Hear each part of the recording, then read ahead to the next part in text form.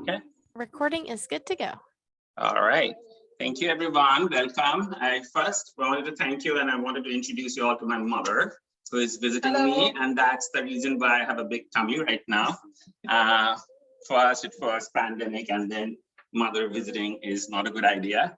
It's also wanted to introduce my mother because she and my grandmother, who is, her picture is right here, are inspiration for me in terms of how to be a human being, as well as cooking. They're fabulous cooks. So I just thought it's really great that my mother is here. So we will jump right in. It's a simple recipe. What you need is potatoes. So I use the ones which are more starchy because that absorbs the flavor more. And this is that famous ridged gourd. So you can see the ridges. It's also called a loofah gourd because apparently you dry this out and then make loofah out of it. So what I have done, I have peeled half of this and chopped it. And the size, the thickness is this much. It's not too thin, it's not too thick, because you want to be able to see it when it's cooked. It should not melt and become completely mushy. But because peeling this can be something that not everyone has done, so I'm going to show it. I use a simple peeler. Actually, I don't use a peeler, I use a knife, but my mother just told me today I waste too much. So that's why I'm going to use a peeler. And what you want to do is make sure the ridges are gone. So you can see that the ridges are like two string, okay? Because those are the hard parts. First, get rid of the ridges. And then peeling the rest becomes really easy. Then the surface becomes uniform. You can just peel it off. You don't have to worry too much about getting it completely peeled off, because in fact, you can eat the peel. You can actually collect this peel, put it in a blender, mix some garlic, green chili, Thai chili, salt, and then you blend it. After you blend it, it becomes a really good dip. So I'm going to save my peel for that for later on. So now you cut it vertically first. So I made two halves, which are not equal. Ideally, they should be equal. And then slice them so that your pieces are like this, half moon shaped. All right. So I'll finish that.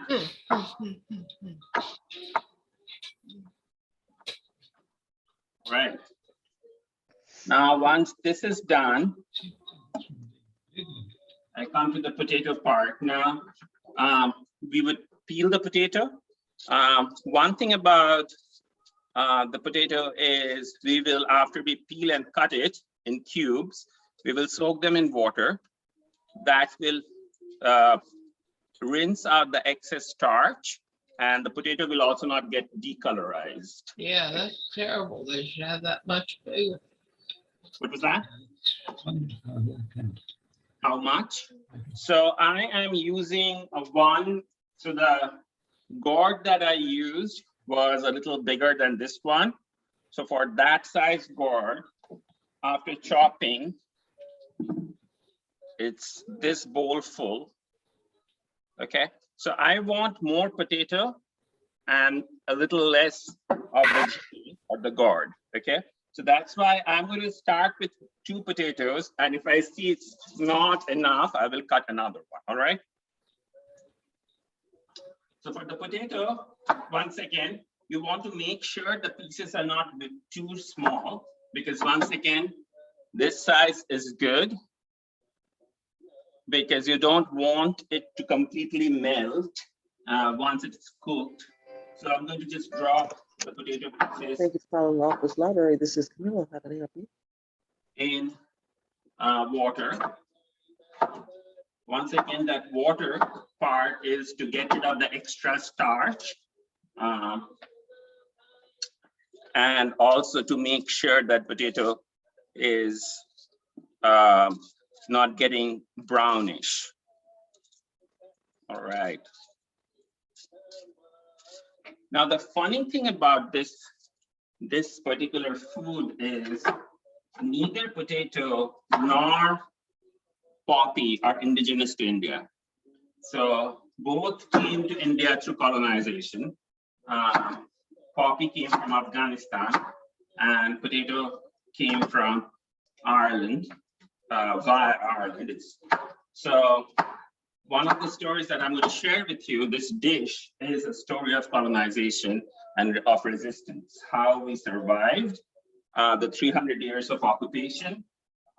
So that's why I love this food as well. So I just looked at my potato. I think I need a third one. So that's why I'm peeling the third one.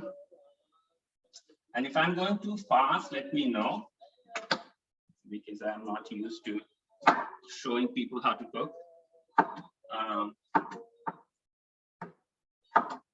Right, so I have all the veggies ready.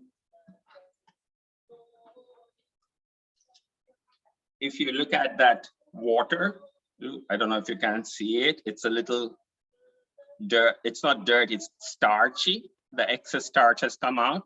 So that's good because we wanted that to happen.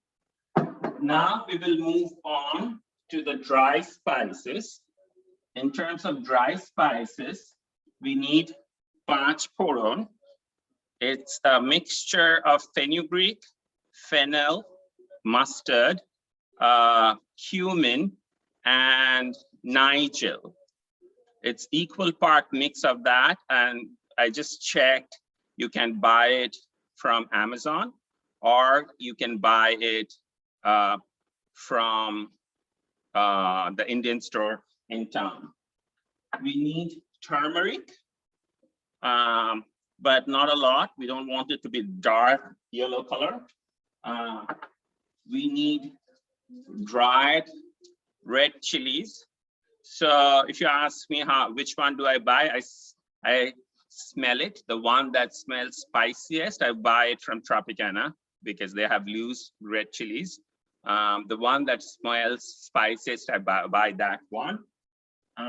And then for the poppy paste, I have poppy seed and Thai green chili. Now the Thai green chili and poppy seed, both are, you can vary the amount. If you want more poppy seed, you can add more poppy seed. If you want more green chilies, you can add more green chilies. Now, because tonight it's just my mother and I added 7 Thai chilies.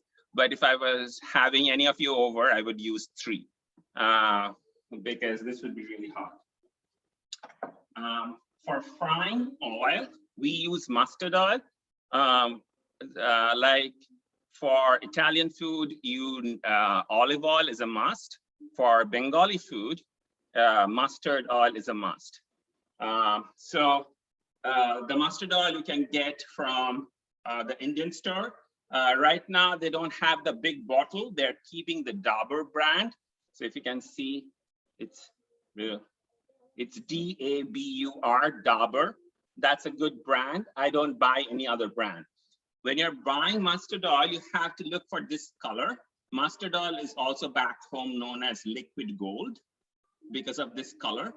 You will see some mustard oil are too light in color. Don't buy that because doesn't have the spice. If you smell it, it has a very strong aroma.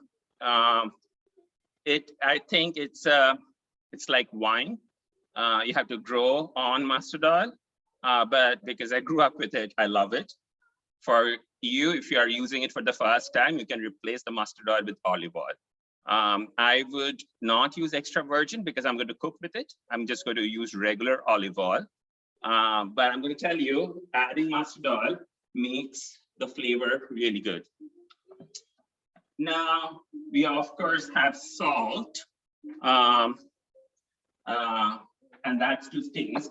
And to serve this dish, we would be making white rice. So I have soaked my white rice in warm water already for half an hour. What it does, so I have washed rice and then soaked it in warm water for half an hour. So now it will take like 10 minutes to cook, all right? So what I'm going to do is I'm going to start the rice once I have started cooking the potato. So before I start cooking the potato or frying it, I would need to blend it. I would use a regular blender, put the poppy seed and green chili. I don't have a small blender, so it's going to be funny because I have so little material and so big, such a big jar. And I'm also going to, as long as I'm blending, I'm going to mute myself. Otherwise, you don't want that noise. But if you have question, you can ask me and I will follow the questions. And once I'm done with blending, I will give answers. All right, so there you go.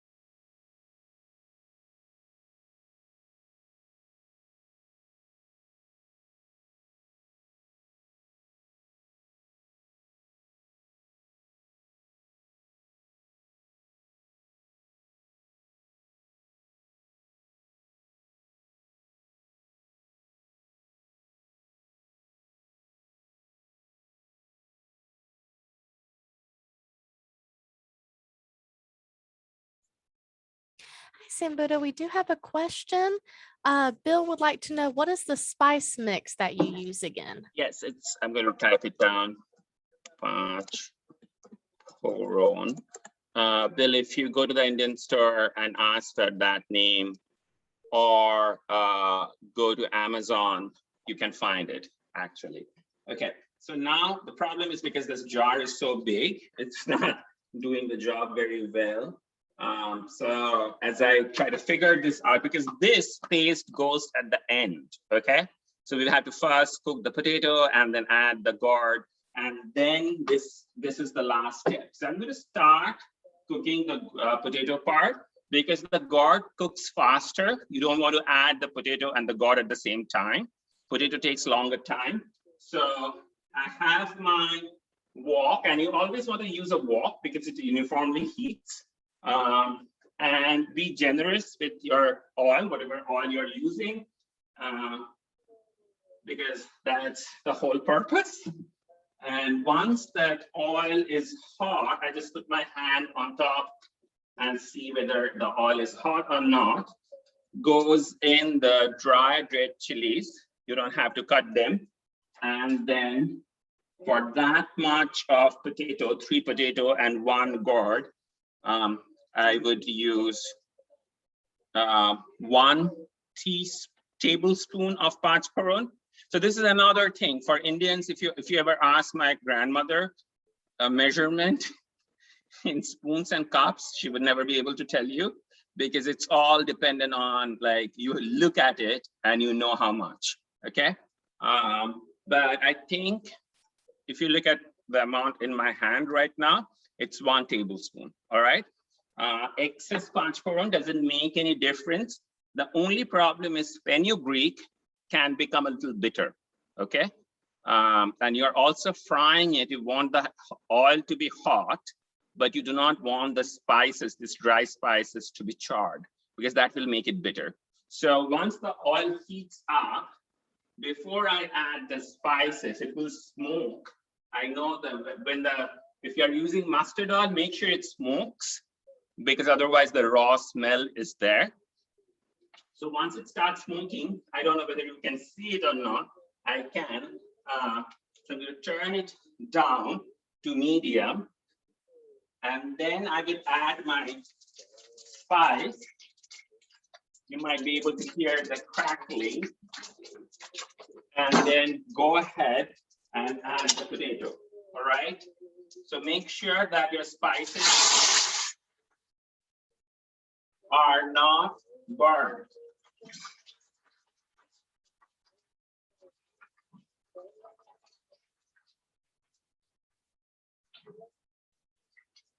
All right. Now comes turmeric. I'm going to use 1/4 teaspoon of turmeric, and salt is it's to your taste. I'm going to use this much. I can adjust the salt later on. And then keep stirring. You have to make sure that the potato is nearly cooked before you can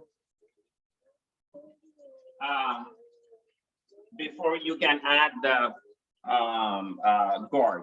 Now the story part. So why did I pick this food? First of all, this food has so much story. So if you could make it with just potato, not the gourd. It's called Aloo-Posto instead of Aloo-Jhinge-Posto. But some of you might know that India got divided when we got independent by white colonizers. One part went to Pakistan, which is now Bangladesh, and another part became India. So the division between these two people are maintained through food and through culture, because our division was not natural, it was imposed, and we have somehow imbibed that very strongly. So my family is from East Pakistan, which is now Bangladesh. We came to India in '47 as refugees. And if you are from East Pakistan, you have to add the gourd. It's a cultural thing. If you come to my house, I will never give you poppy with just potato. I can go to another person's house and have that, but that's like our pride. We don't cook it that way. So that's one story. Now, the second story about this food is how poppy came into Indian food habit, and it's specific to Eastern India. So before Queen Victoria took over India as Empress of India, we were run by British East India Company, which was also making profit by exploiting Indian farmers. And some of that money actually came to United States because United States was part of the colony, and some of that money went to build Harvard. So if you read this book called Sea of Poppies, the author, his name is Amitabh Ghosh, and he teaches at Harvard. He makes joke that all Indians should get a free seat in Harvard because it's our money. So if you read that book, Sea of Poppy, it's really interesting. So what happened that during colonization, because voyage became so easy between China and England, England started buying a lot of tea and silk from China. And as a result, all the silver and gold was going out of England and in China. So British economy was collapsing. So Britain decided, East India Company, to start cultivating poppy, took poppy from Afghanistan, brought it to Bengal, and forced Bengali farmers to cultivate poppy so that they can sell poppy as an illegal drug in Canton and make money. Okay, so that led to the first poppy war. That was after America got independent. But this book that I was referring to, Sea of Poppies, has this one character who sails from Baltimore. He's 1/4 black, 3/4 white. This is pre-Civil War. So he was enslaved in America. So to escape enslavement, he came to India, to my city in India called Calcutta. And that man, because in Calcutta, he looked white, he was considered as a white man, and he took the role of a colonizer.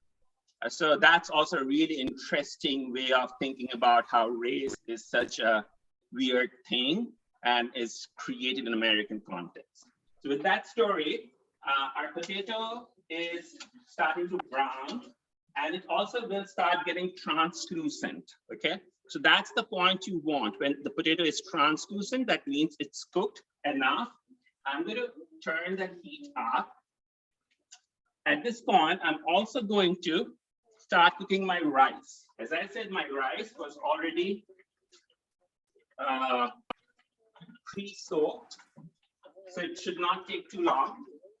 And the water measurement for basmati, I'm using basmati. You can use any basmati rice.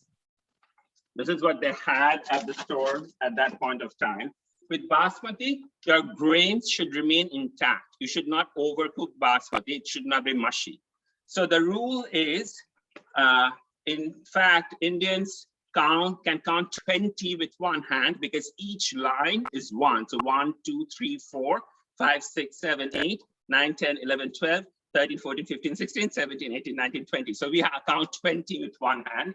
So what you want to do, you want to add, how do I do that? This is one, full one, and then 1.5 level of water in that rice, okay? So when I'm adding water, after I add water to that rice, I'll just go in and touch the surface of the rice, not the bottom of the rice, but the surface, and see if I have 1.5 count of water. If I don't, I go in and do that again. All right. So now I do have 1.5 count. So that should be enough rice, enough water. So I'm going to go ahead and put that on the stove on high. Once the rice starts boiling, I will just cover it. I don't have to strain anything out. I will just cover it. And in that steam, it will cook. Okay. And because you have measured amount of water, you will have nice grains. All right. But always remember, different rice requires different amount of water. So I think my mother and I standardized this to 1.5. Some rices require 2 counts. So you have to kind of play with it. But the trick is not to overcook it. Basmati should not be mushy. You should be able to see the long grains. All right. So now the potato is translucent. I don't know whether you can see it from there or not. So what I'm going to do is I'm going to add the gourds. Sambuddha, we do have a question about the gourd. John asked, is the gourd just native to Bangladesh? I would say it's native to the coastal part of India where it's not seawater or salt water. So I'm pretty sure it grows in some part of Bihar and Bengal. Bangladesh is a different country now. So I'm from I'm Indian now. It's Bengal, Bihar, some parts of Odisha. Odisha is a coastal part, so it's where you don't have salt water. I think you will get this gourd. That would be my answer, but I can be wrong. So as this is cooking, what I'm going to do is once again try to figure out how to make this paste. All right. As I said, the best part would be to use a smaller jar, but I don't have a smaller jar. So I'm going to try to figure out what I can do. As you might be able to see, that the green chili has become completely, it's a paste, okay? So that's what you want, but poppy seed, it's still a seed, as you can see, right? It's not a paste consistency yet. So let's see what I can do.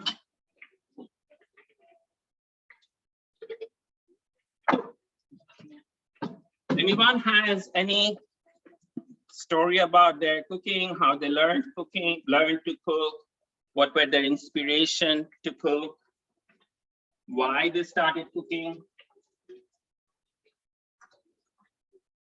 No? So for me, cooking, first of all, I started cooking because I love to eat. Secondly, I was super gay always, but I was in the closet as a 2-year-old kid. I came out when I was 29. So my best way to hide from watching sports at home was sitting in the kitchen with my mother or my grandmother and watch them cook. Because otherwise I had to sit with my grandfather or my father and watch sports. So that's how I feel queer people practice their rebellion in different ways. I heard someone back home, a trans friend, a trans woman of color who is a friend, when he used to go to a school and in like middle school, he was going to a boys' school, and how he will take the tie, he will wrap the tie around her neck as if she had a stole around. So that made her feel feminine enough. So that was affirming to her. So that was a beautiful story to hear from her, how we do bend our own gender and transgress from gender during with whatever facility we have. So I'm going to mute this again because I'm going to try. I just reduced the amount of water. I think it had too much water. That's why it was not making a paste. Now I just took some water out. I scooped the seeds out of the water, and I'm going to mute myself and try to make a paste. All right, hopefully this will work.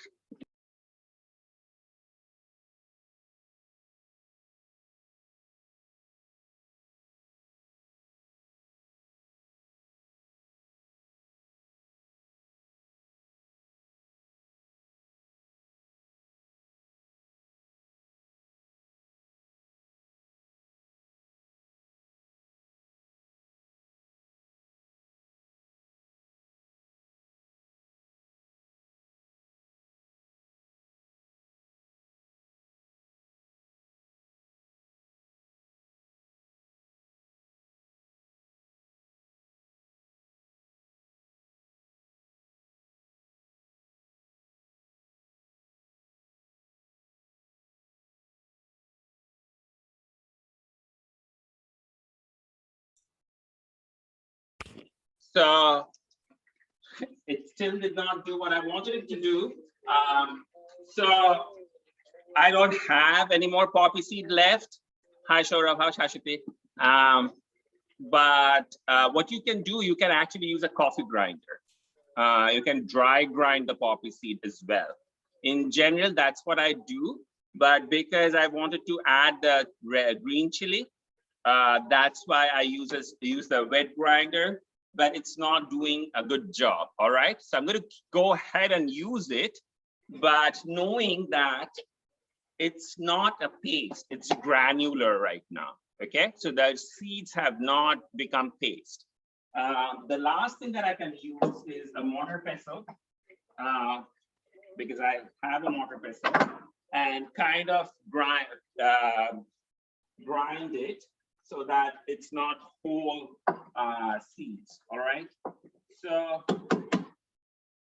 when you come from a country where there is not a lot of resources, you learn how to do with whatever you have. So that's one thing I really like. And it's actually really useful for my lab as well, because I don't have any grant. So often my students who are doing research with me would come to me and say like, oh, we don't have this, how do I do this? And we go and get some pieces of duct tape and tubing and fix that matter.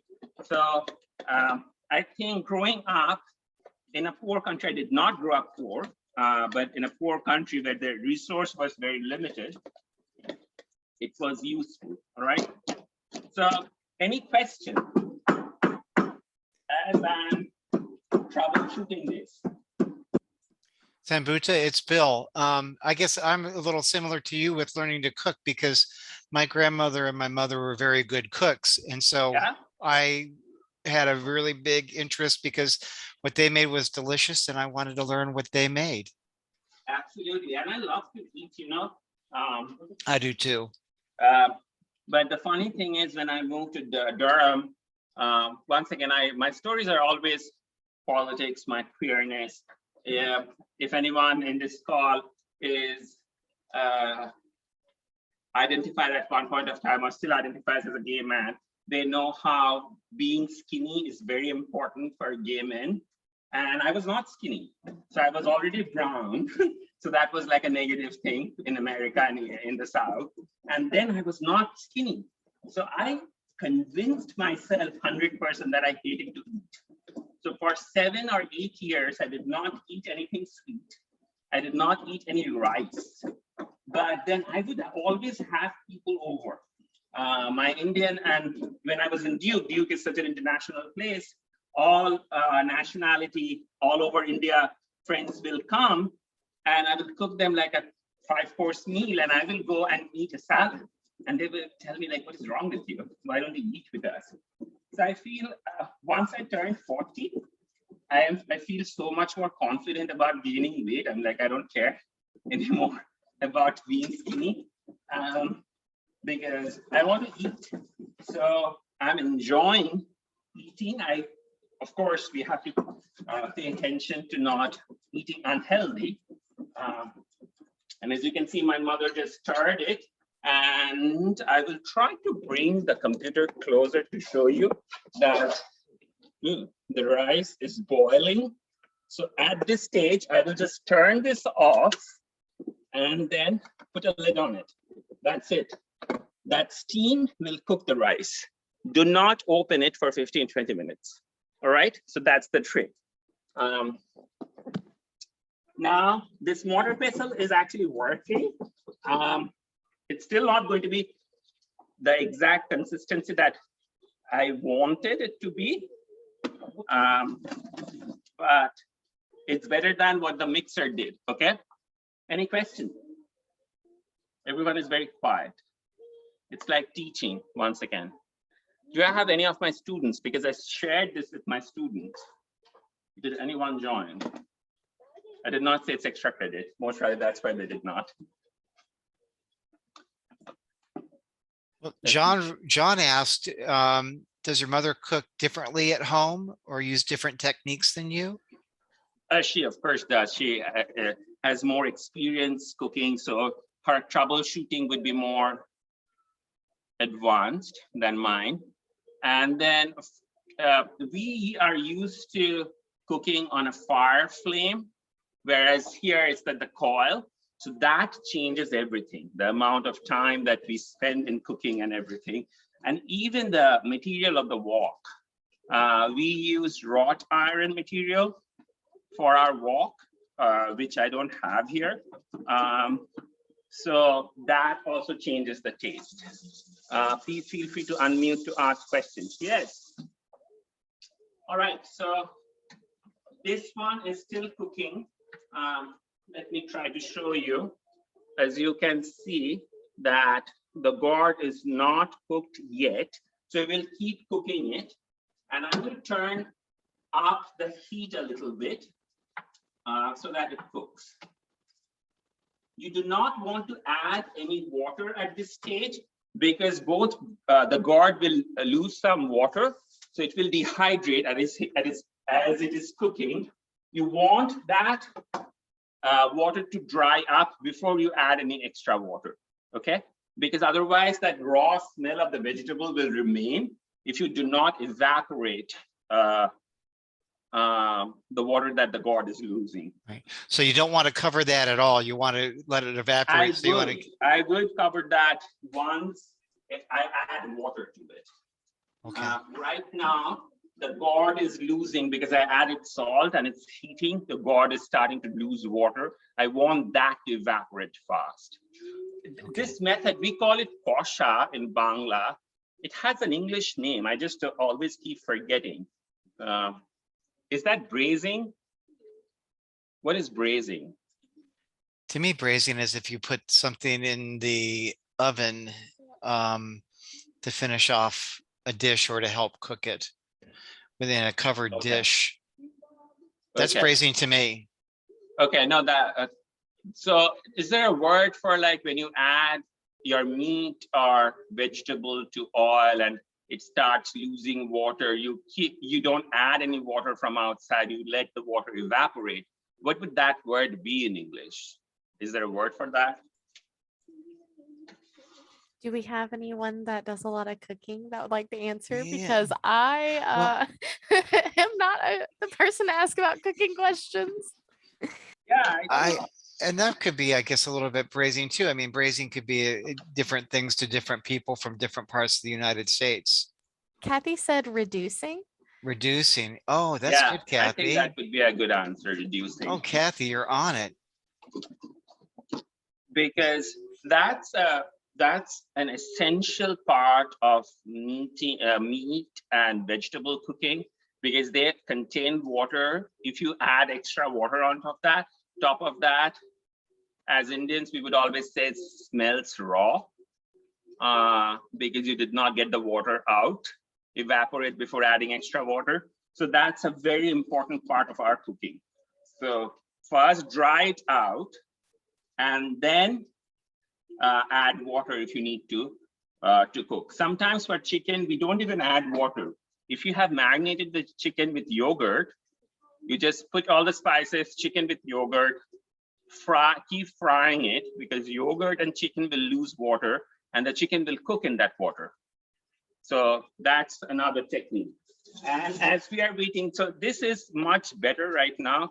I don't know if you can see this. It's much more pasty. So that's what I'm going to use. But as I said, you can definitely use a coffee grinder. That's what I use in general, because I'm dry grinding the poppy.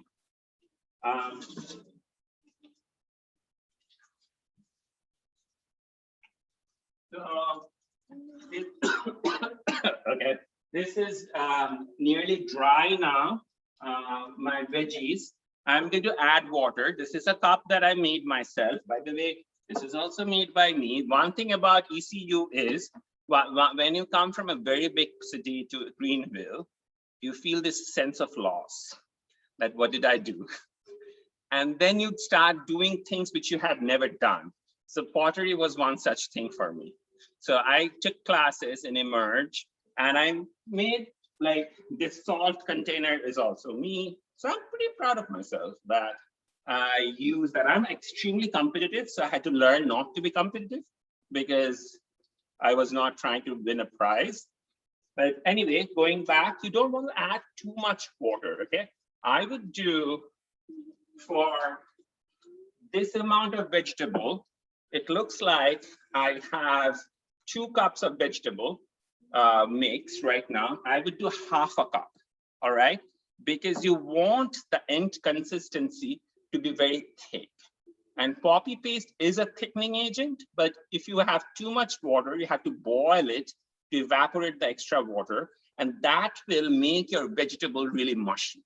You don't want that, all right? So we will start with half a cup of water, so that everything is barely submerged. And then I'm looking for a cover, okay? I'm gonna cover it. All right, so quiz time. Everyone loves Indian food. At least that's what I hear. What is kebab to you all? Define kebab. We will start with Bill, and then Kathy, then John. Kebab to me would be grilled meat, and in the United States, oftentimes it's put on a skewer, so it's lined up with like chicken or lamb or beef, and then grilled on an open fire. Okay, is it chunky meat or? Yeah. Yes, chunky. So how about the rest of the people? Any other answer? No? So kebab in India is never with chunky meat, because the history of kebab is the king of Awadh. He loved eating. So this is a kingdom that was rising when the Mughal Empire was at the decline. So after 1707, Aurangzeb has died, and the East India Company is occupying India. So that's when all these smaller princely states were rising, and Awadh is rising, and it became the center of culture and food in India. And the king was so fond of eating that he became really fat and he lost all his teeth. So he asked his cook to come up with a meat item that will taste really good, but it will be like a finger food to look at. But the moment you put that in the mouth, it will melt so that he does not have to chew. So that's why when I go to kebab stores here, I hate it because you have to chew it. Because Indian kebab, you never chew it. And the city I'm from, Calcutta. Calcutta was one of the biggest, largest port cities of the world in 17th and 18th century. And we had people from all over the world. So we had a Hungarian meat shop which closed last year because of the right-wing Hindu government now does not allow selling beef anymore. But that Hungarian meat shop was part of our culture for such a long time. So you can imagine everyone was there. Baghdadi Jews were there, Italians were there, Spanish, and then whole Europe was there. Anyway, so I don't know where I was going with that story, but Calcutta, but Calcutta also has a very strong Muslim influence because the same Nawab I was telling you about, the fat Nawab, he was exiled at the end of his life by the British government to Calcutta. So he came with his court and his cooks. So Calcutta became the culinary hub of India in that period. And there is this mosque called Nakhoda Mosque. It's a beautiful mosque in the center of the city. And in that alley, we call it gully, there was this old man who would make a kebab, which was so tender that he would have to tie it with string, because otherwise it will fall apart. The sad part is because our recipes do not get written down, that old man died and the recipe got lost. So no one else knows how to make that. And it's called sutli kebab.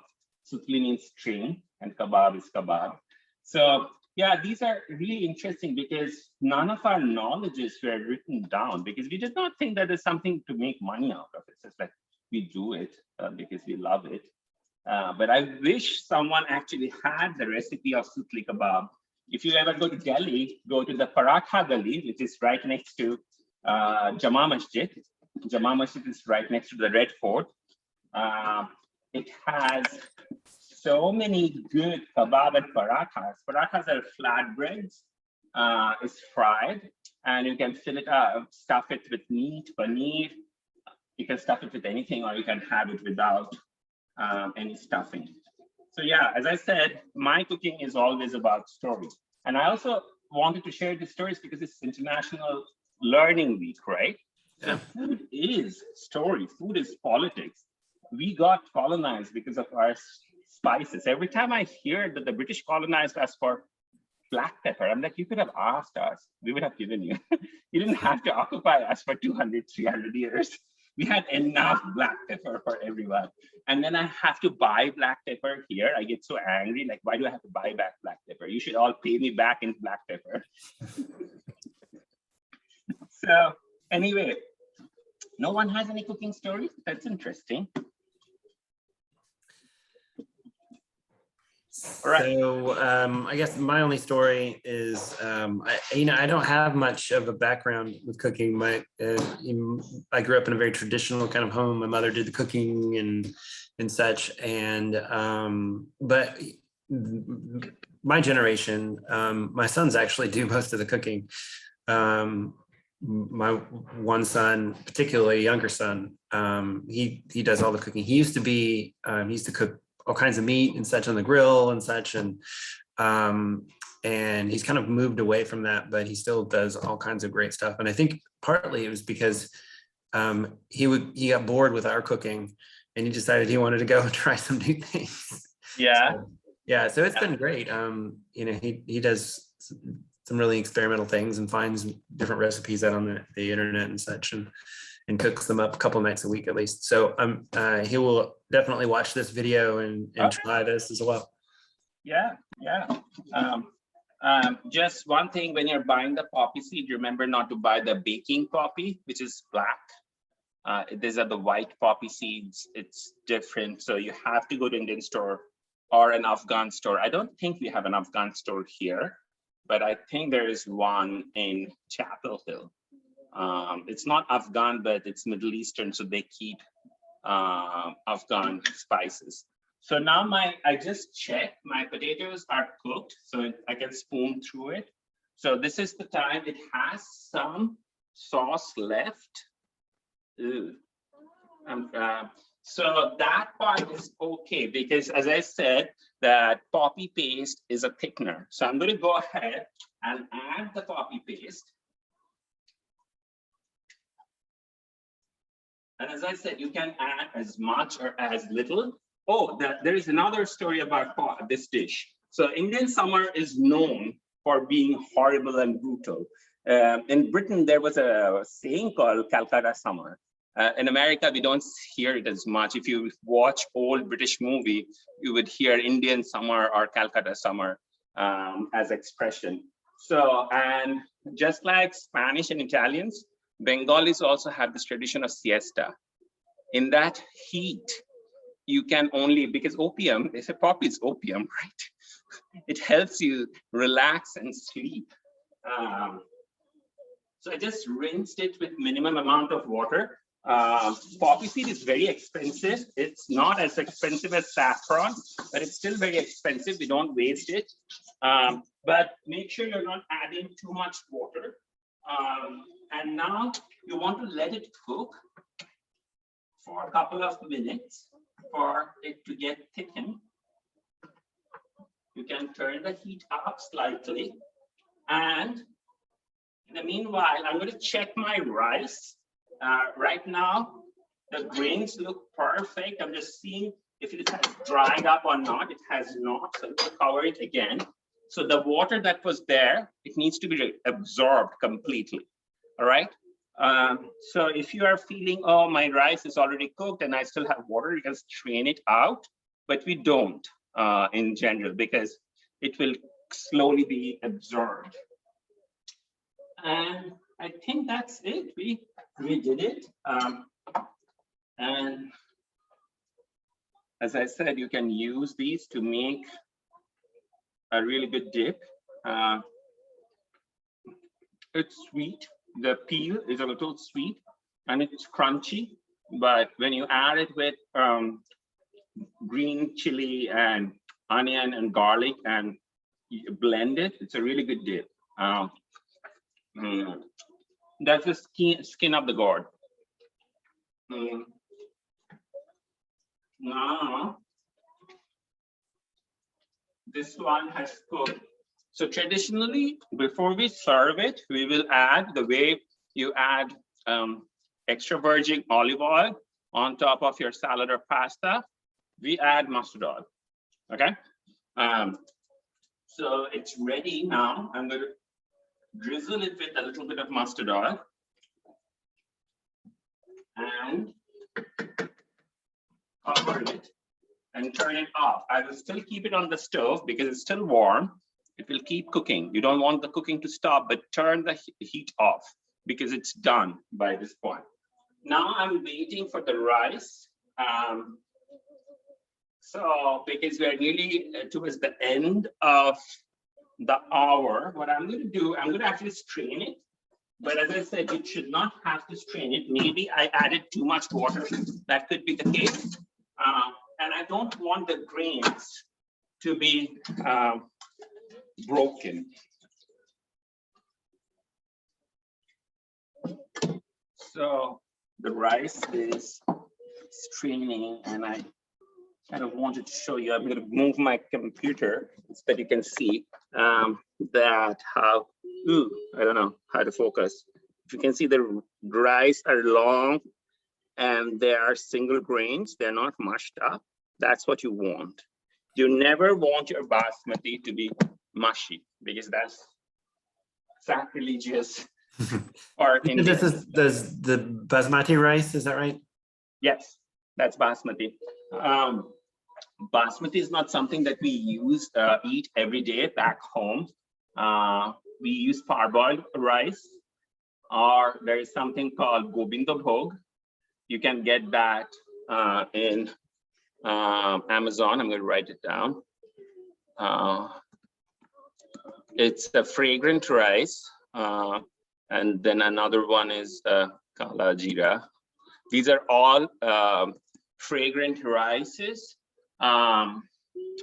which you can find in Amazon. My grandmother from my father's side would say, she grew up in a village. She said, we apparently had 40 different types of rice grains before partition. And when the partition happened, because people were leaving and they were trying to save their own lives, so they could not bring the grains. So we had lost so much of our grains. And there is someone, I forget her name, she's very famous, who does a grain conservation. She's Indian. She conserves grains. Shiva, something Shiva, if anyone knows the name. I cannot remember the name right now. But I'm going to serve it the way we will eat it. So it's eaten, Aloo-Jhinge-Posto is always eaten with rice. You can eat it with bread, but I prefer it with rice. Now let me, it's done here. Serve it and bring it.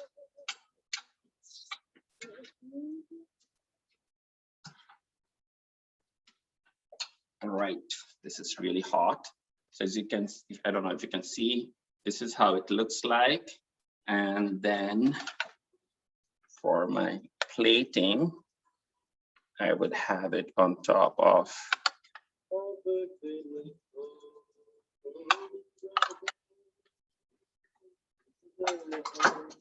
so this is what you will eat in a hot summer afternoon in Calcutta before you take an afternoon nap at work, because that's acceptable. You can take a nap at work. So yeah, I really had fun. So if you have any more questions, we have 5 minutes left. Hint, hint, John, yes. We always say that this time that we work with is oppressive and colonizers' time. So we don't follow that anymore. We have to have our afternoon naps. Anyway, yeah, if anyone has any question. Go ahead. Can you show the dish again? It looked beautiful.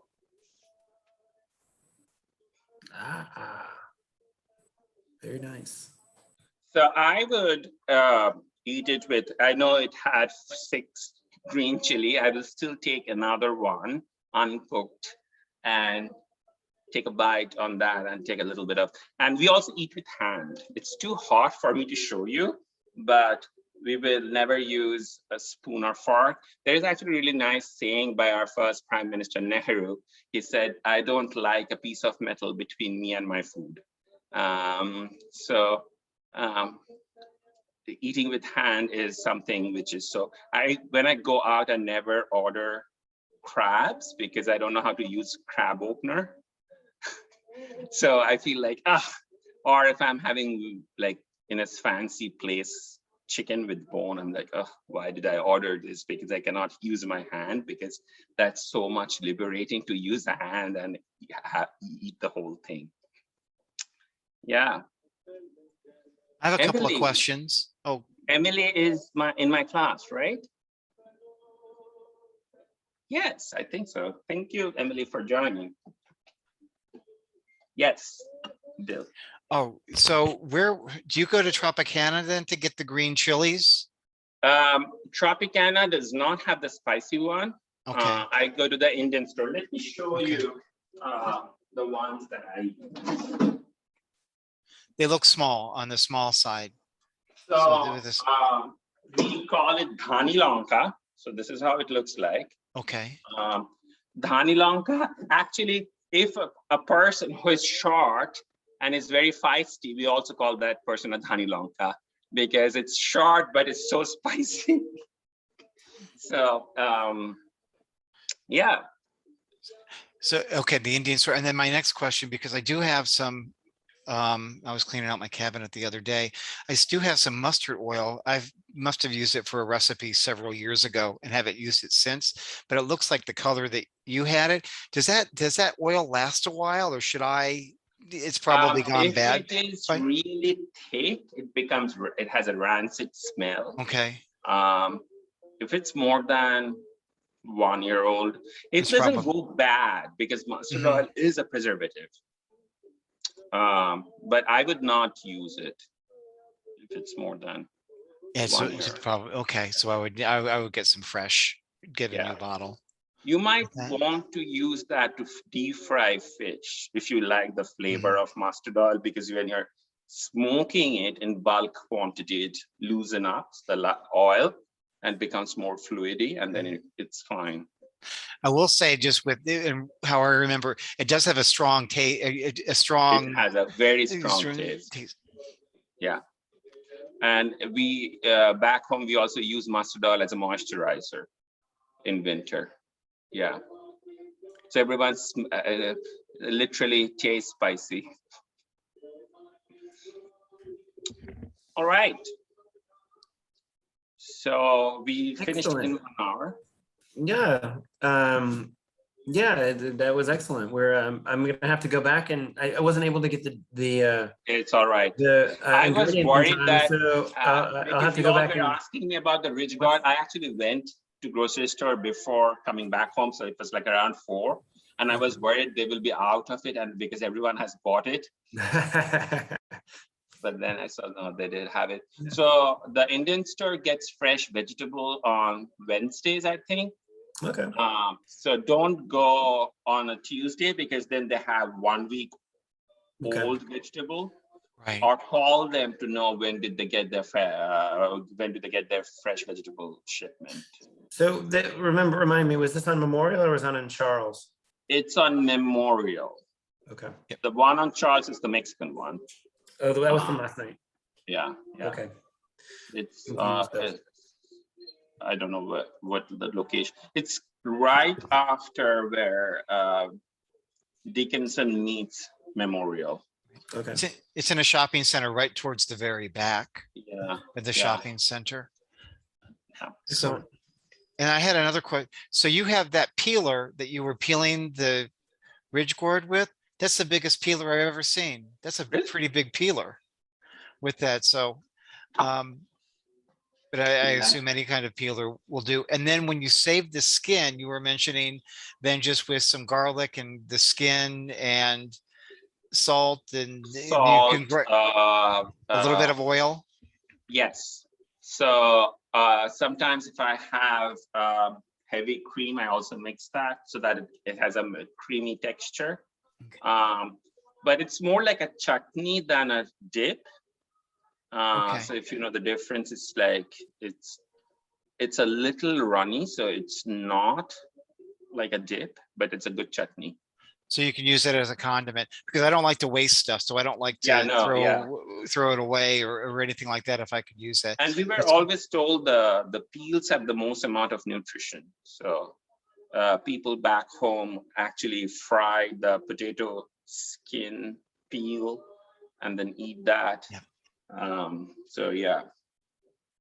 So I just wanted to, Awesome. the last question that I had, at least, would you be okay if we posted this up for a little bit of time up on the Global Affairs website so Absolutely. Yeah, so absolutely. people can cook along? I love popularity, John. Well, we'll definitely do some social media posts and such, and we'll put this up. Yeah, yeah. It's great. Yeah. Really thank you. appreciate you taking the time to do this for us. Yeah, and thank you, Nicole. I don't know whether you are here because I was supposed to do it tomorrow, but I Yeah. had to move it because I'm leaving tomorrow for a conference. Yeah, and that reminds me, for everyone who is still here, tomorrow, Nicole Ianeri is doing an Italian dish. And so that'll be our trifecta for this year. Yesterday was Argentinian. Today, we have an Indian dish. I would say it's a Bengali dish. because- Bengali dish. Yeah, there's And- nothing called Indian food. That's true. And then tomorrow we have an Italian dish. And I'm sure that Nicole will tell you it's probably a Tuscan dish as well, because it's the regional differences there as well. So Absolutely. thank you all for coming today, and thank you, Chelsea and Bill, for getting all of this organized. It was And, awesome. Yeah. Thank you all. Thanks for having me. Bye-bye. Bye-bye. We will talk to everyone tomorrow, I hope. Bye-bye. Bye-bye.